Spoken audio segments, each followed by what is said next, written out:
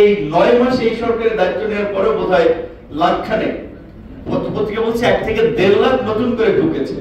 চীনকে যদি জাতিসংঘ আপনার কনভিন্স করতে পারে করিডোর দেওয়ার জন্য, সেটা সবচেয়ে ভালো হয়। আমাদের এই করিডোর নিয়ে যে রাজনৈতিক দলগুলো, নাগরিক সমাজ এবং মোটামুটি সব মহলেরই যে কনসার্ন, সেটার সাথে আমরা খুব বেশি লক্ষ্য করি যে আমাদের তারতম্য আছে। আমরা পরিষ্কারভাবেই বলছি যে বাংলাদেশের চেয়েও মিয়ানমারের সাথে যাদের সবচেয়ে বেশি ভালো সম্পর্ক চীনকে যদি জাতিসংঘ আপনার কনভিন্স করতে পারে করিডোর দেওয়ার জন্য, সেটা সবচেয়ে ভালো হয়। চীনের ইউনান প্রদেশ কাছে আছে, ভারতের মিজোরাম, মণিরামপুর আছে, তাদেরকে কনভিন্স করতে হবে। তারা বড় রাষ্ট্র, তারা সমস্যাগুলো সামাল দিতে পারবে। কিন্তু বাংলাদেশের মতো একটা এত ছোট ঘন বসতিপূর্ণ রাষ্ট্র এবং আমাদের যে অলরেডি রোহিঙ্গা নিয়ে আমরা যে সংকট আমরা ফেস করতেছি, প্রথমে ছিল 10 লাখ, সেখান থেকে হইতে হইতে এখন হয়েছে বোধহয় 16 থেকে 17 লাখ। এমনকি আমরা খুব আশাবাদী হয়েছিলাম যখন ওয়ালটন আবারও মিলিনিয়ার অফারে ওয়ালটন ফ্রিজ কিনে আপনিও হয়ে যেতে পারেন মিলিয়নিয়ার।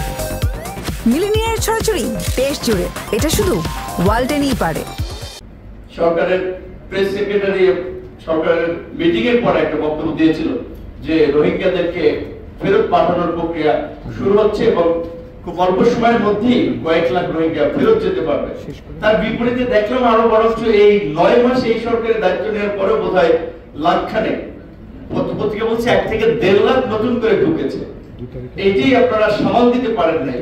আমরা এই মানবিক করিডোর দিয়ে সহায়তা পৌঁছাবেন, সেখানে বিশ্বব্যাপী যে করিডোরের যে এক্সপিরিয়েন্স, সেটা সিরিয়া থেকে বসনিয়া বিভিন্ন জায়গায়, সেখানে আমাদের যথেষ্ট উদ্বেগের কারণ রয়েছে এবং আমরা পরিষ্কারভাবে মনে করি, যেটা রুবাল স্যার বলেছেন, যে রাজনৈতিক দলগুলোর এই আলাপ আলোচনা বা নাগরিক সমাজের এই প্রতিক্রিয়ার ফলেও অনেক সিদ্ধান্ত থেকে সেটা রাজনৈতিক সরকার সরে আসে।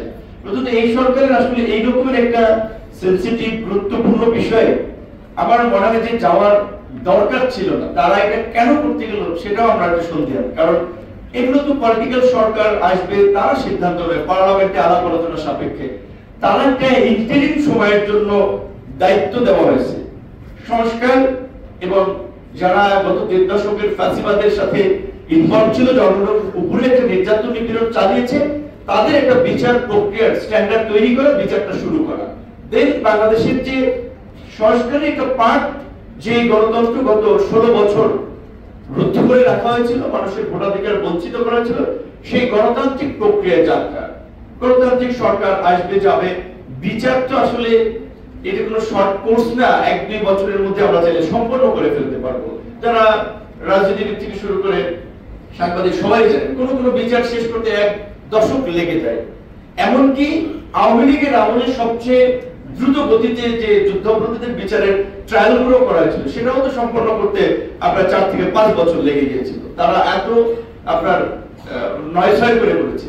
সেখানে এই বিচারের দোহাই দিয়ে কিংবা সংস্কারের দোহাই দিয়ে এই মুহূর্তে নির্বাচনের দাবিকে উপেক্ষা করার সুযোগ নেই, যেটা মান্নাভাই বলেছেন তার সাথে আমরা একমত।